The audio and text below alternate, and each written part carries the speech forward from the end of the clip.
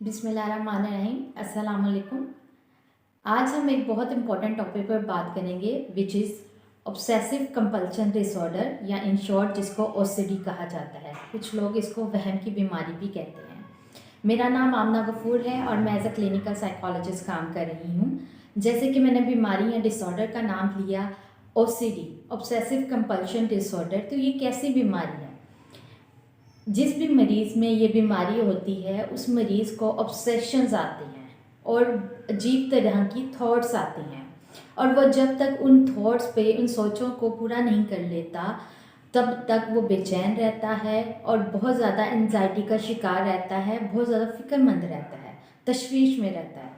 हम इसको anxiety disorder से भी रिलेट करते हैं या एंजाइटी डिसऑर्डर भी कहते हैं। ये किस तरह के थॉट्स हो सकते हैं? थॉट्स इतने ज़्यादा नेगेटिव होते हैं, यानी कि किस तरह के थॉट्स कि उसको बार बार हाथ धोना, कि मैं गंदा हो जाऊंगा, मेरे हाथ गंदे हैं, इन पे जरासीम लगे हुए हैं, इस तरह के थॉट्स। अगर पर्स है तो पर्स को बार बार बंद करके चेक करना, खोलना, बंद करना कि इसमें मेरी चीज़ें सेव हैं कि नहीं हैं, मैंने इसमें चीज़ें रखी थी वो पूरी हैं कि नहीं हैं। बार बार किसी चीज़ को खोलना या बंद करना, बार बार चेक करना। अगर दरवाज़ा बंद किया है तो उसको बार बार खोल के, लॉक लगाया है तो उसको बार बार खोल के चेक करना कि वो सही तरह से लगा है कि नहीं लगा। कुंडी लगाई है तो उसको बार बार खोल के देखना कि वो सही तरह से लगी है कि नहीं। किसी जगह पे कोई चीज़ रख देना तो उसको बार बार चेक करना कि मेरी चीज़ें सही तरह से सेव हुई हैं कि नहीं। इस तरह के नेगेटिव थॉट्स आते हैं और ये थॉट्स इतने शिद्दत वाले होते हैं कि जब तक बंदा इन थॉट्स को पूरा नहीं कर लेता वो बहुत ज़्यादा बेचैनी का शिकार रहता है। अब ये क्या, इसकी वजूहात क्या हो सकती हैं कि ये बीमारी क्यों होती हैं? पहले तो होता है जी, पहली वजह क्या होती है? आपके जेनेटिक्स, यानी कि कुछ लोगों में ये बीमारी जीन्स के थ्रू आती है, यानी कि आपके फोर पेरेंट्स में किसी को ये मसला रहा हो, किसी को इस तरह के सिम्टम्स रहे हों, तो तब ये 30 से 40% चांसेस होते हैं कि मरीज़ में डेवलप होने के, आपके फैमिली मेम्बर में से किसी को है तो वो डेवलप होने के चांसेस होते हैं।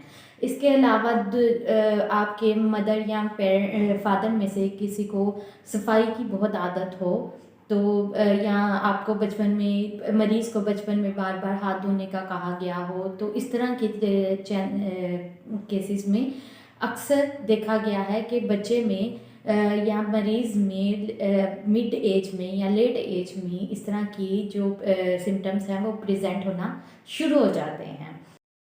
अच्छा जी, इसके ट्रीटमेंट पे बात कर लेते हैं कि इसका ट्रीटमेंट किस तरह से किया जाता है। इसमें हम क्या करते हैं, मरीज़ को सीबीटी कराते हैं, यानी कि जिसको कॉग्निटिव बिहेवियर थेरेपी कहते हैं, या कुछ लोग इसको रवैयों की तब्दीली की भी थेरापी भी कहते हैं। इस थेरेपी में मरीज़ को पॉजिटिव उसकी कोग्निशंस पे, उसके थॉट्स पे काम किया जाता है और उसके थॉट्स को मॉडिफाई किया जाता है, यानी कि मरीज़ को बीमारी के पॉजिटिव और नेगेटिव दोनों एस्पेक्ट्स दिखाए जाते हैं, फिर उनका एक्सपोजर कराया जाता है और फिर उन एस्पेक्ट्स को फिल्टर करके जो मरीज़ होता है या क्लाइंट होता है उसको पॉजिटिव एस्पेक्ट्स को आगे लेके उसके साथ चलने को कहा जाता है।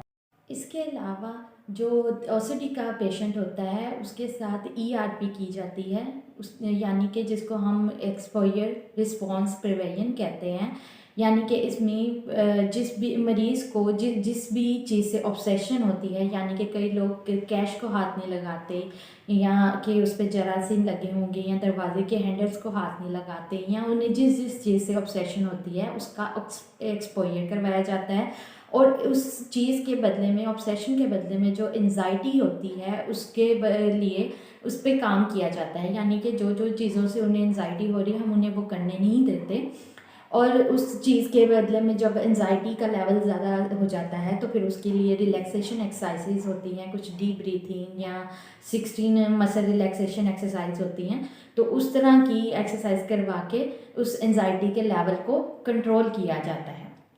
अच्छा जी, ओसीडी के कुछ लेवल होते हैं। इसमें सीवियरिटी का लेवल कुछ इस तरह से होता है कि सीवियर, माइल्ड और मॉडरेट होते हैं। अगर तो बीमारी का लेवल जो है वो बहुत ज़्यादा सीवियरिटी वाला है या बहुत ज़्यादा सीवियर है तो फिर पेशेंट को मेडिसिन खानी पड़ती हैं किसी भी अच्छे साइकेट्रिस्ट के पास आप जाके उससे मेडिसिन प्रिस्क्राइब करा सकते हैं और उस प्रिस्क्रिप्शन के थ्रू आप मेडिसिन खा सकते हैं। उसके साथ फिर क्लिनिकल साइकोलॉजिस्ट का मर्ल आ जाता है। लेकिन अगर जो सिम्टम्स हैं उनका लेवल माइल्ड या मॉड है तो फिर मरीज़ का फिर वहाँ पे क्लिनिकल साइकोलॉजिस्ट का काम आ जाता है।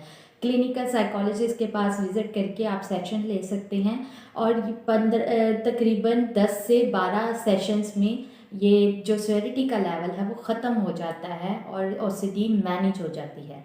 अब ये भी नहीं है कि 4-5 साल से ओसीडी हुई है और 1-2 हफ्ते के इलाज से या 1 हफ्ते के इलाज से ओसीडी बिल्कुल ख़त्म हो जाए, ऐसा नहीं होता। प्रॉपर इसके सेशंस होते हैं और इसका विज़िट करना पड़ता है, तभी इसके सिम्टम्स मैनेज होते हैं और ख़त्म भी हो जाते हैं। कई लोगों के हमने खुद देखे हैं कि उनके प्रॉपर ज़्यादातर लोगों के प्रॉपर अगर वो बताए हुए तरीके से काम करें तो वो प्रॉपर मैनेज हो जाते हैं और ख़त्म भी हो जाते हैं। अगर आपको वीडियो अच्छी लगी हो तो काइंडली इसको लाइक, शेयर और सब्सक्राइब ज़रूर कीजिएगा ताकि दूसरे लोगों तक भी ये जाए और उन्हें भी थोड़ी सी अवेयरनेस हो कि उनके साथ क्या मसाइल है। क्योंकि मैंने बताया कई लोग तो इसी डर से रिपोर्ट नहीं करते कि पता नहीं उन्हें क्या वहम हो गई हैं, लोग उन्हें पागल समझेंगे या कुछ भी है, तो इसमें हेल्प लेने में कोई शर्म की बात नहीं है। आप हेल्प ले सकते हैं, आप क्लिनिकल साइकोलॉजिस्ट से कंसल्ट करें। मैं अपना नंबर जो डिस्क्रिप्शन में डाल दूँगी आप और वीडियो के लिंक पे भी डाल दूँगी। और जिस तरह से आपको अगर लगता है कि कोई बंदा इस बीमारी से दो चार है तो उसको काइंडली उसके साथ शेयर करें ताकि उसकी बीमारी को मैनेज किया जा सके। अगली वीडियो तक मुझे इजाज़त दीजिएगा। अल्लाह हाफ़िज़।